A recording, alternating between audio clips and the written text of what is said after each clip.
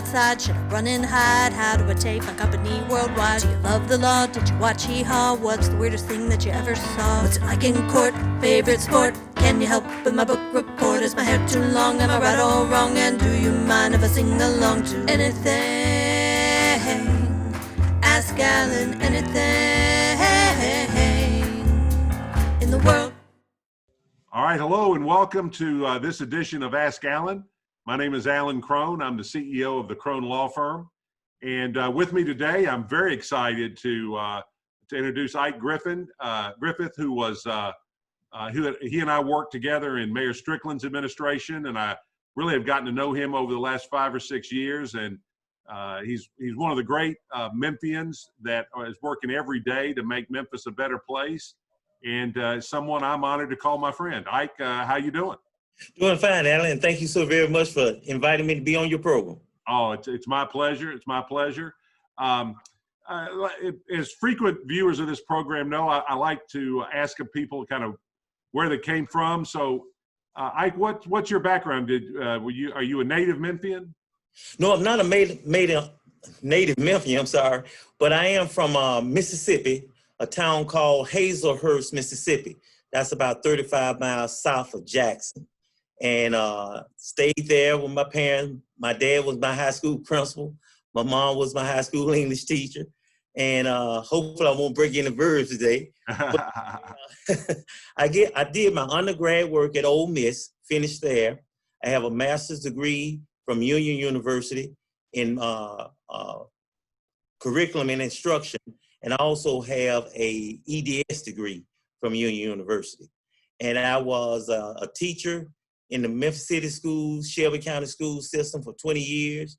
I was television station manager of Cable 19 TV. And up to this point, I have been special assistant to Mayor Jim Strickland and the director of the Memphis Office of Youth Services. So, Ike, tell me a little bit about teaching. My mother is a teacher. She's a retired teacher, so I'm always a big fan of teachers. What drew you to teaching in particular?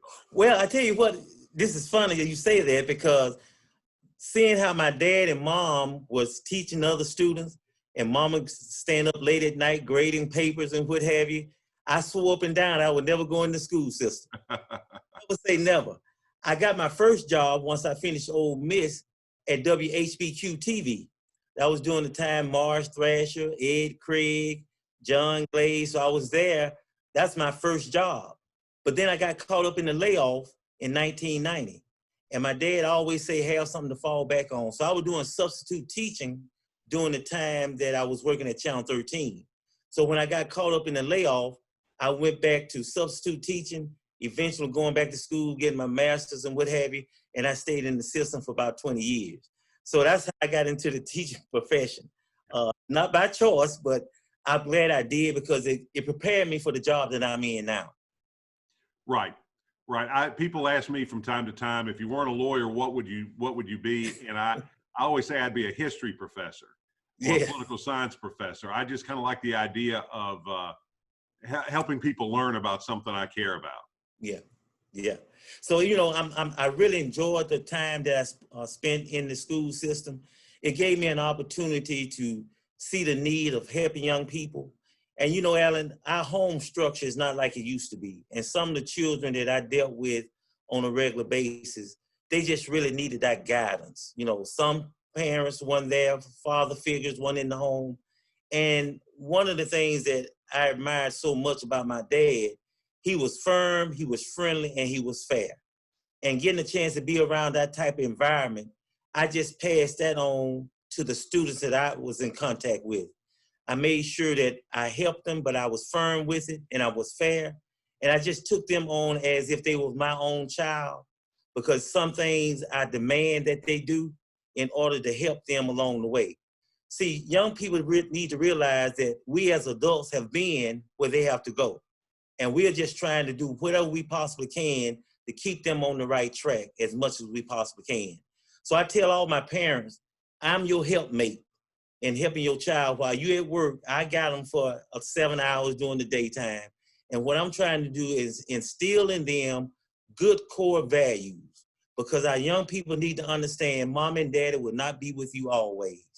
And all parents want to see that their child is on the right track while they are here with them.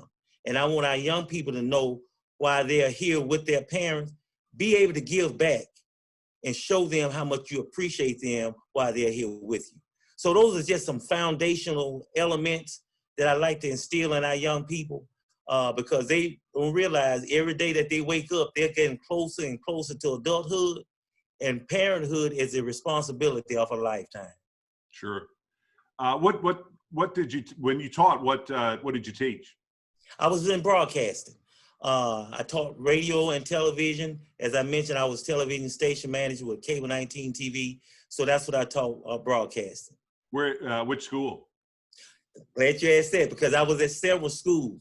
Matter of fact, we started out at Central and Overton. I was a teacher that went from one school to the next. Stan Bell, who is one of our personalities on the radio station, he taught radio and he went from school to school, and I taught television and I went school to school. So I went from Central to Overton for about 3 or 4 years. Then I went from Central to East, did that for about 5 or 6 years. And then I went from Hamilton to Douglas and did that for about 8 years. So I got a chance to travel. And what's so unique about the entire process, Alan, I got a chance to see different type of young people. You know what I'm saying?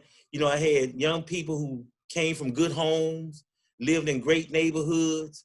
Then I had some students that wasn't in good neighborhoods and the environment wasn't the same. So that really kind of groomed me for the job that I have now, to be able to reach out on all levels of children in this city of Memphis, to be able to help and nurture them along the way. Well, let me ask you this. You have any former students that have made it big in broadcasting? I have. Matter of fact, Mr. Sloan on Fox 13, he's one of the reporters. And I didn't recognize who he was until he interviewed me at City Hall one day when we were doing our lottery for our selection process. Mm-hmm. And Mr. Griffith, I bet you won't even remember me. And I looked, and I had to kind of go back in my head because I taught so many children doing my course and being in city schools, in the city school system. And he said, "I'm Sloan."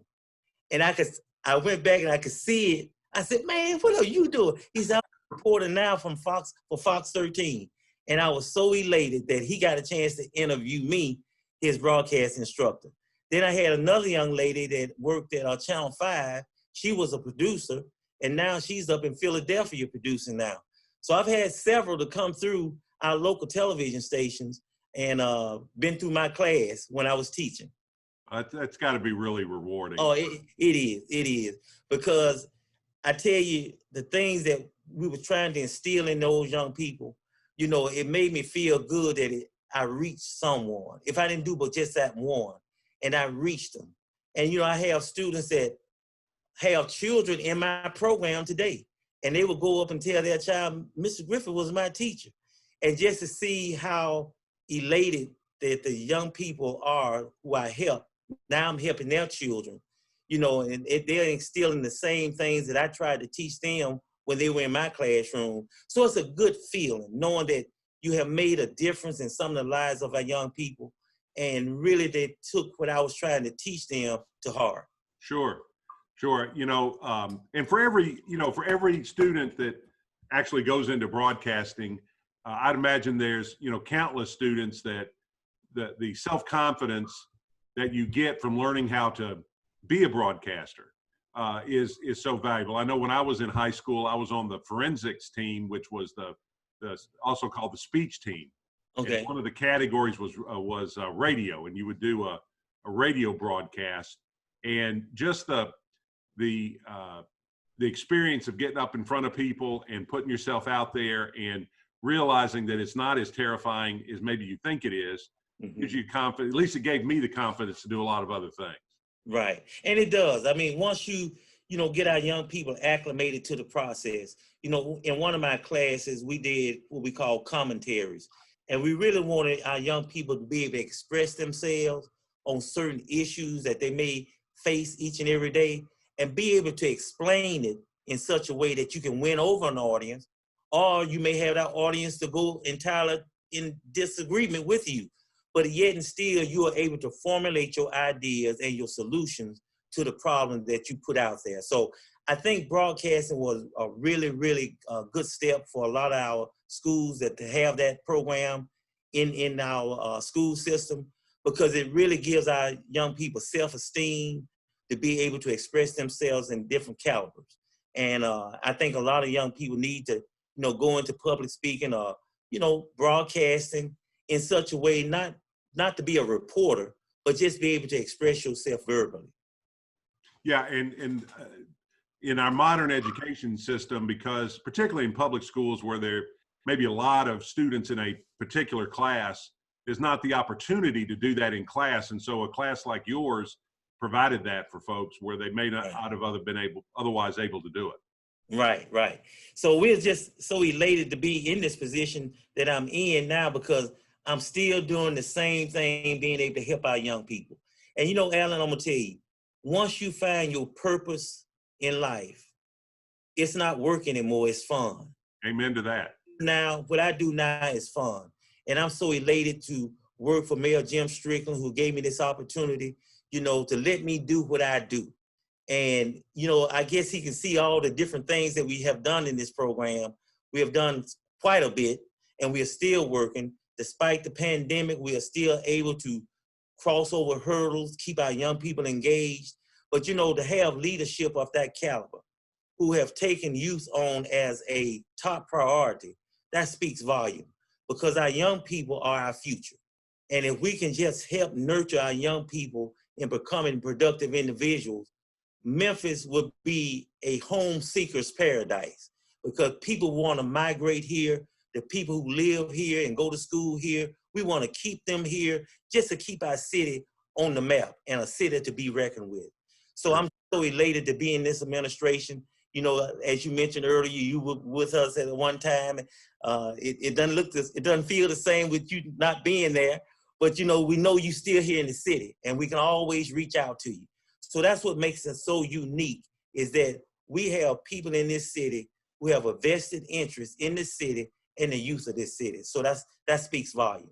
I say every time I can get a chance to that, I really enjoyed working in city government. And one of the big parts of working in city government that I enjoyed the most was meeting the people in city government. In most Memphians, if they could spend a day in City Hall, they would be so impressed and proud of the people that work for them there, whether it's the mayor or anybody else.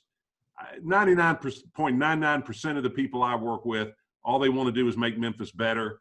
And you may disagree with how a particular person does their job, but I really think most everybody's heart is in the right place. It is. And I take it to the point that the more we do things on a positive note, the more we're going to garner more people in understanding what role they can play. It's this work that we do in city government cannot be a burden on city government alone. We need our business sector. We need our faith-based communities. We even need our parents to step up. We need our educational system to be enhanced, to be able to help our young people in this city to be a city that anyone will want to come and live and plant their living here in the city of Memphis. And I think that's so very important. We're not going to get there overnight. But every day that we do things on a positive note, every time we can help a child get to the next level, and they can always give back and help the next child. That's what it's all about. Where there's unity, there's strength. That's right. Well, tell me a little bit about your office. What's the scope of it? What is your mission, and what are you doing? Well, our mission is to empower every youth for positive results. And how do we do that? We do that in many ways. One, we want to provide them opportunities that would carry with them into adulthood. Understanding work ethics, the importance of going to school, how to be respectful, all those components. And we start with our young people at the age of 14, and we go up to the age of 22. Now, we have two very unique programs in the Office of Youth Services. One is called Employ, which is our 6-week summer experience. And then we have our MAP program, MAP, which stands for Memphis Ambassadors Program. You know, having those two programs has really been a big factor in helping our young people do things positively during the summer months when they're not in school. This past summer, because of the pandemic, we were able to go virtually. You know, we wanted to have a program, number one. You know, everybody was trying to take the easy way out. Well, we're not gonna be able to have a program this summer. But the mayor wanted one, I wanted one. And what we wanted to do, because of some of those seniors who had bought prom outfits and invitation to graduations and everything and were not gonna be able to do any type of ceremony, we just felt that we should do something to at least put some money back into their pocket. So we did everything virtually this year through the help of SCS school. And we were able to get about 1,600 some students employed over the summer virtually. Now, we didn't send them to a job site because of the pandemic, but we really honed in on the hard and soft skills training that they need to be successful. You cannot get enough of hard and soft skills training. But not only that program, Alan, we also created a program called I Am Included. I Am Included is a program for our children with disabilities. I really wanted to reach out and give those children the same opportunity that we would for our typical student. So we dealt with the deaf and hard of hearing. We gave them a summer experience. We dealt with the blind and visual impaired. We dealt with autism, and we dealt with foster kids and homeless kids this summer. I really wanted to make sure that I could reach and touch every child to make sure that they know that the Memphis Office of Youth Services and the mayor of this great city realize that we want to be a support mechanism in helping them to maneuver to the next level. Not only that, I have a program also, Alan, called Back on Track. We went to the Juvenile Detention Center. We had a virtual program within the Juvenile Detention Center, teaching hard and soft skills training. We teamed up with the Memphis Urban League and some more organizations that we have in the city. I teamed up with Junior Achievement, Ms. Lee Mansberg, dynamic individual, dynamic leader for Junior Achievement. And we were able to just spread the wealth of knowledge among a lot of children this summer who were not in our program per se, but we gave them an opportunity to be a part of something that was very, very positive. So we was really, really elated about that. You know, Junior Achievement, dealing with Ms. Manberg and her staff, we were talking about and we learned more about financial literacy. And what we're going to do this November, we're going to have an entrepreneurship month where we're going to have all our young people who have a desire to have their own business to be a part of our program through our MAP program this fall virtually to get them prepared in going into entrepreneurship. I think this is so very important.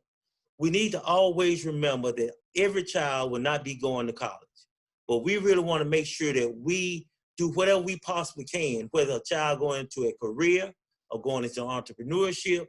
We have played a role in helping that child get to that next level. So with those individuals that we have in place, we really are elated to have them on board with us to help us to continue helping our young people in the city of Memphis.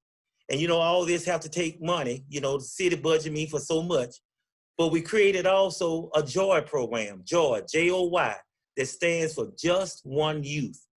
I ask every citizen in this city, every business, every faith-based community to donate $20 or more for summer 2020 employment for our young people. And we had a great response from that. Brown Baptist, which is my church, donated me $10,000. The AKAs, they gave me $6,000. And we had, you know, Paul Morrison Glass, I think it is, on Union. He gave me $2,000. I can just go on and on. I don't like to call names because sometimes I forget. But, you know, just to have the people to give just a little bit, every little bit helps. I had one lady that called me, not call me, but send me a letter. And she was from South Memphis. And she taped a $10 bill to a letter. She say, I wished I could give more. What y'all are doing with the Memphis Office of Youth Services and helping our young people, I just wanted to play a role in helping you. And she gave me $10 to be put into that joy campaign to help our students. So that was just a joy, just the participation that we have. And, you know, a lot of people look at your stats and say, you know, 1,600 youth in one summer, that sounds like a lot, but you could, and it is a lot, but you could do a lot. You've got waiting lists that's a lot bigger than that, don't you? I have, Alan, and you know, I'm glad you mentioned that, because other cities, you know, Dallas, Texas, they do 15,000 over the summer. Chicago, 24,000. You know, Washington, D.C., 18,000. And you know why their numbers are so large? It's due to the fact businesses take on those students over the summer, and the businesses compensate. It's not always on government. And that's something that I'm praying on, that we can do the same thing. I'm a go-getter, Alan.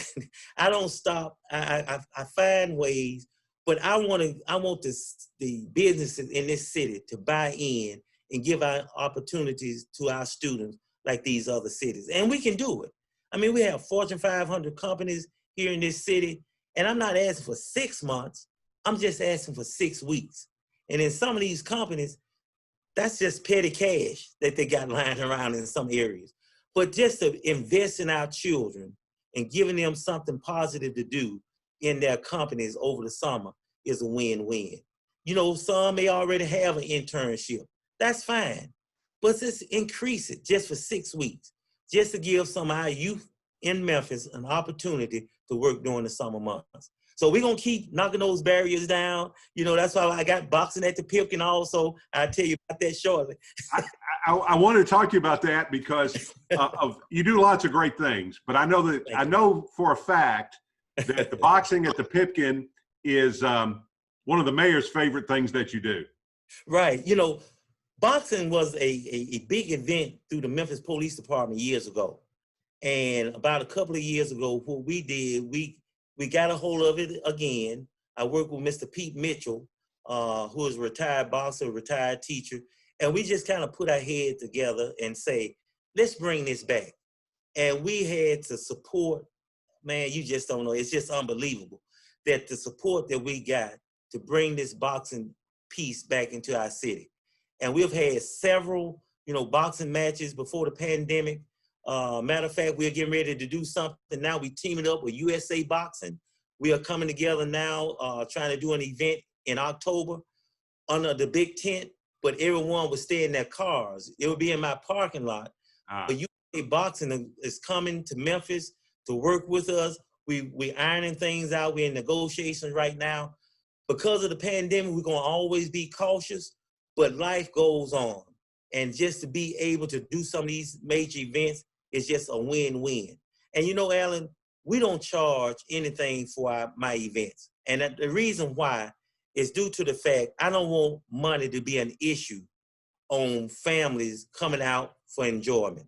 You know, we do Memphis Youth Got Talent at the Cannon Center. You know, we got talented individuals in our city. But I really wanted to make sure that it wasn't a hardship on a parent paying $10 or $15 or $20 to come see a nice show. And I try to make that show worth more than that. But I always ask the parent or that child, just bring one canned good or a jar of peanut butter, because we want to give back to the food bank. So it's a learning experience in this endeavor also. But we really want to make sure that we can give every opportunity that we possibly can without something being an issue. And in this case, we were talking about finance. Do you know how many, across all of these programs, MAP and Employ and the boxing, and how many kids do you think you touch a year? Oh, Alan, you know, through our college career fair, you know, that event alone is about 35 to 4,000 right there. I think over the course of a year, we touch anywhere from about 8 to 10,000 kids, maybe more, just come through our program. And at the age range that we have in our program, 14 to 18, that's just in the high school arena. But we also deal with our college students also who finish from our school system. So you know, the numbers are growing every year, but just to be able to help our children in the city of Memphis it's just overwhelming. And I'm so elated to be a part of it. And one thing about it, I could not do all this work without having a great staff. My staff, you know, they hate for me to sit down and think because I know they know I'll come up with something and here we go again. But I have to give all accolades to my staff because they have bought into my vision. They have bought into my mission. They understand who I am as an individual. They know that I'm not going to stop. We're going to constantly build this program year after year after year. We're going to find innovative ways to get more kids involved. So they have gotten kind of acclimated to me now. So the newcomers that comes in, I don't have any problem because I have such a wonderful staff. They always do the orientation with those kids and say, one thing I got to tell you, you better roll up your sleeves because he's going to have some work for you to do. What do you think is the obstacle, the biggest obstacle facing a young person in Memphis today that's the difference between them being successful or them following the wrong path and not having success? Guidance, you know, that home structure, not taking advantage of opportunities that come their way. I think that's one of the biggest obstacles. I think number one, that we can't be in the household with that child, but what we can do is provide opportunities. The child must take advantage of those opportunities. You know, the old saying goes, you can lead a horse to water, but you can't make him drink. But I always say, if you hold his head down long enough, he'll sure think about it. But you know, I tell you, if we can just continue to nurture our young people and put our young people in good programs and just stay on these children, they just need that guidance. You know, I want dads to start stepping up more for our young men. I want the mothers and the young ladies in the communities to start stepping up to our young people, our young ladies. You know, it's just, we just got to just, I don't know, I think it's so many times that we let those simple things go lax, but those simple things are important things in everyday life. And some of the ills that we see among our young people, that go through the lack of being mentored. That go through the lack of having a good home. It doesn't always have to be that father and mother. That's good, but even in the single parent homes, there's still a lot of work that must be done. And what the parent in the home can't do, here we have a city and organizations like the Memphis Office of Youth Services, Junior Achievement, Memphis Urban League, Boys and Girls Club, that will help young people get to the next level. So I think, number one, to answer your question, you know, children take advantage of opportunities that are in front of them. Number two is, you know, continue the mentoring and continue to provide opportunities for them. And I should have put this first. Put God first in everything that you do. That's number one. Without God, all our wants and needs are destined to failure unless we put him first. You know, we got to get back down to basics. And I know a lot of people don't like to talk about religion, and I'm not going to just get on and talk about it here, but you got to understand where your source of help come from. And if we don't start teaching this to our young people at an early age, you know, we're going to have a lot of social ills. We're going to have a lot of young people that go in the wrong direction. And we need to make sure that we can do whatever we possibly can to help our young people all the way around, 360 degrees, not one way without the other, because all of it fits together to make one big picture in this puzzle. So we're going to continue to do this work. We're going to continue to reach out.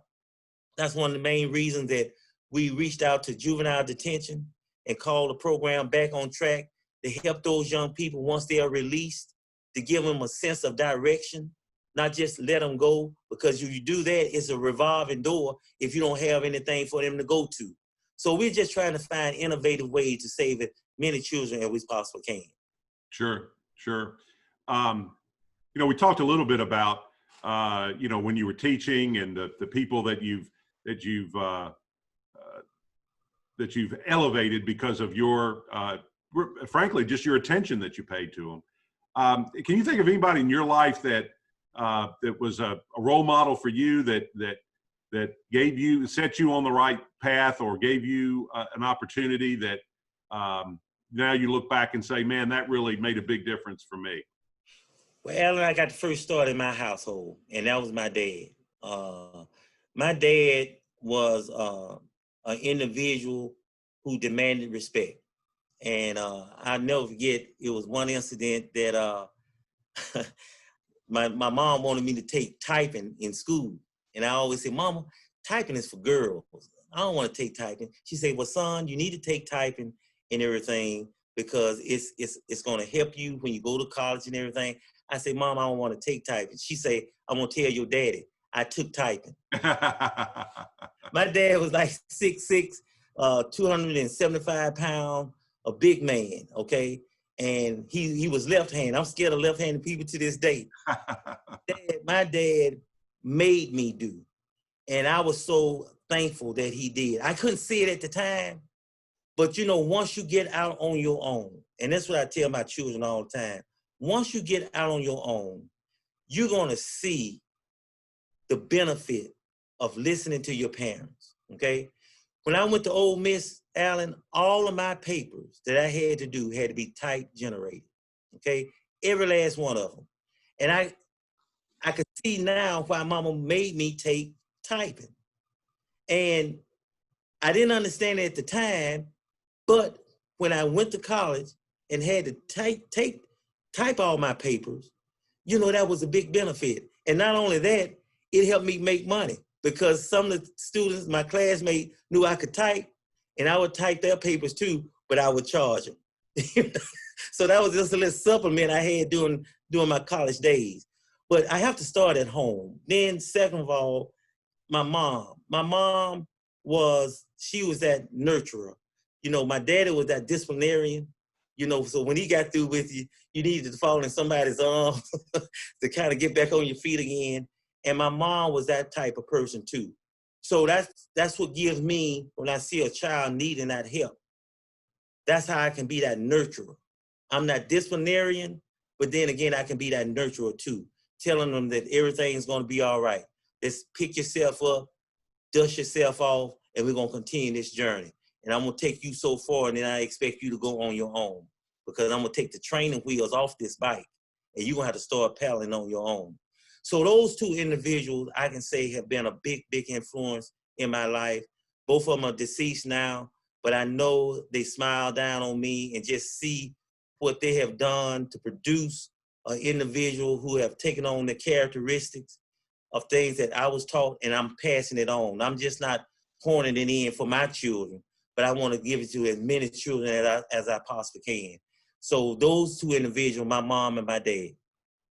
Well, those are great heroes to have. Yeah. And I'm like you. I was very fortunate in that I had two great parents that in different ways did different things for me, but essentially instilled in me the values of hard work and the values of how important family is. And if you approach the world as and you've got a good view of what a family is, unfortunately, a lot of people, it's really unfortunate, a lot of people's view of family is so negative because of their experience with their family. Right. And it's hard to get past that. But hopefully everybody can find somebody and that's why it's important, going back to what you said a minute ago, that's why it's so important for us to reach out to other people, because you never know that young person or even an older person, but what they really need is somebody to show them some love, and just the least little bit may be enough to just kind of nudge them into a productive path rather than a self-destructive path. Right. And that's one thing about it too, Alan. People know, our young people know if you care about them. They know, they sense it. And when you see them coming around you quite a bit and you're showing this and giving them that direction, and when they did something wrong, you get on them, and let them know what they did wrong, how we can correct it. they latch on. They really latch on. And then you put them in a leadership role. You know, not only teaching, but you put them in a leadership role to see what you're trying to teach them, if it's really making sense to them. And that's what I do in my program. When I see a child that need that nurturing, and we talk about how we can get through this and how we're gonna get through it, then I turn right around and put them in a leadership role to help one of their peers that may be having problems. This is how we make it work. And I always tell children, always reach back and pull someone else up too. Right, right. And, you know, and that's an important lesson to teach people in the present, is that so they remember it when they get to the future, to help bring those folks along as well. That's right. Speaking of the future, what's in the future for you and your office? What are y'all looking at doing next year? Well, you know, next year we want to continue to enhance the programs that we have. You know, I failed to mention also about our youth city council. We'll be going into our, I think, 4th cohort this upcoming year. They have been a dynamic group of young people with the support of Janet Thompson, who is my coordinator for that. And we want to continue on, you know, enhancing the youth city council. Also, you know, I told you I am included for our children with disabilities. We are creating a council for those children also. So we're just putting people in leadership roles, but what we want to do is continue to increase the number of children that we can reach during the summer months. That's one of my major priorities, is give as many children as I possibly can an opportunity. You know, during our registration period, Alan, we have over 10,000 children to apply for summer jobs. And I'm budgeted for like 2,000, but I got 8,000 children that still need that opportunity, still want that opportunity. So I'm trying to find innovative ways through my Joy program to, you know, solicit businesses, faith-based communities, as I started earlier, and the citizens of this city to just make a small donation towards helping a child. On the average, it's about $2,000, but this campaign is on and going now. We ask everyone to visit our website. It's cityofmemphisyouth.org, cityofmemphisyouth.org. I tell you, we'll put that down there. Okay. It's going up right now. We'll put that right. up. And, okay. And hopefully people will see that and respond to it. Right. And they can always call the office 636-6264. 636. But we really want to try to enhance our program to involve more students over the summer and give them an experience of a lifetime. And that's the world of work. With guidance, their dedication, and their commitment, we want to just make sure that we can catapult our young people to the next level. And that's what we want to continue to do. Well, I know you're going to be successful, and you've been successful. And I just, on behalf of Memphians, I appreciate what you're doing. You don't always get the limelight, but you're making progress every day. And I think you're going to look back on your time in City Hall and really realize that you and your office have done a lot for a lot of people. And maybe 10, 20 years from now, you'll go to a city council meeting and somebody on the city council or somebody who's mayor will say, hey, I was in your city council program. I bet that'll happen. I really do. You will, you know, and that's why we're trying to prepare our young people to the level, Alan, that I don't want to continue. I want to create a new norm. I don't want to have to call businesses to ask them, will you take 10 or 15 of my children over the summer? I want that business to call the Memphis Office of Youth Services and say, can you give me 15, 20 of your students? Because they're going to be well prepared for the workforce and things beyond. All right, Ike. Well, I appreciate it. It's been great catching up with you. I want to appreciate everybody who's been watching. Again, we'll put up those that phone number and that website for you so that if you want to call and help. And just on a personal level, I'll say, you know, if everybody that in Memphis gave $20, or let's just say half the people in Memphis gave $20, that'd be what, $60 million? Yeah. You know, so you can make a difference individually. So, and what better way to make a difference than with young people? Because that's right. As you know, what is the phrase? As the the twig is bent, so inclined is the tree. You're right. And it really does make a difference what happens to people when they're young. That's true. And you know, if we don't help our own children in our city, who will, Alan? That's right. Will. That's right. All right. Well, very good. I also want to say as we exit here that Ike is always, if not the best, one of the best dressed people in City Hall. He always looks great. I'm always envious of how good Ike looks. And I doubt you'd find anybody that would say that they aren't impressed and don't like Ike Griffith. He's just a truly wonderful guy, and I'm a little embarrassed to say that. I hope it doesn't embarrass you too much, but you really are. Thank you so much, Alan. All right, so we'll see y'all next time. And again, Ike, thank you, and I'll see you around campus. Okay. All right.